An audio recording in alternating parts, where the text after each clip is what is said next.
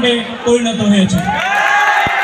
প্রিয় শিক্ষার্থীরা, আজ তোমাদেরকে কাছে পেয়ে কিছু কথা না বলেই নয়, তোমাদের আমি 4টি বিষয়ের দৃষ্টি আকর্ষণ করব।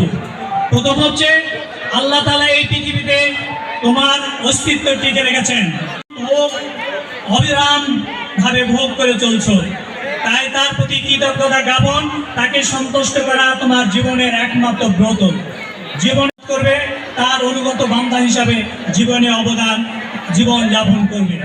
প্রিয় শিক্ষার্থীরা, এই পৃথিবীতে আল্লাহর পর যারা তোমাদেরকে যারা বড় করেছেন, তোমাদেরকে যারা মানুষ করেছেন, তোমাদের শিক্ষকদের সম্মান করার চেষ্টা করবে এবং তাদের সুখে দুঃখে নিজেকে অংশগ্রহণ করার সুযোগ করে দেবে।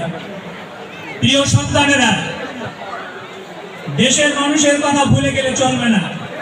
এদেশের জনগণের অর্থে আজ তুমি বড় বড় অফিসে বসে আছো।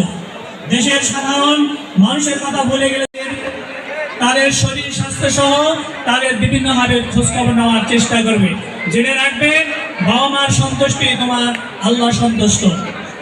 প্রিয় শিক্ষার্থীরা, সে সঙ্গে তোমার আত্মীয় স্বজন এবং পাড়া প্রতিবেশীদের খোঁজখবর নেবে। বিশেষ করে তোমার গরিব আত্মীয় স্বজনের সঙ্গে খোঁজখবর নেওয়ার চেষ্টা করবে। তা খেয়াল রাখবে, রাষ্ট্রীয় সম্পদ তোমার নিকট আমানত মনে করবে। প্রিয় ভবিষ্যৎ নাগরিকের বন্ধুরা,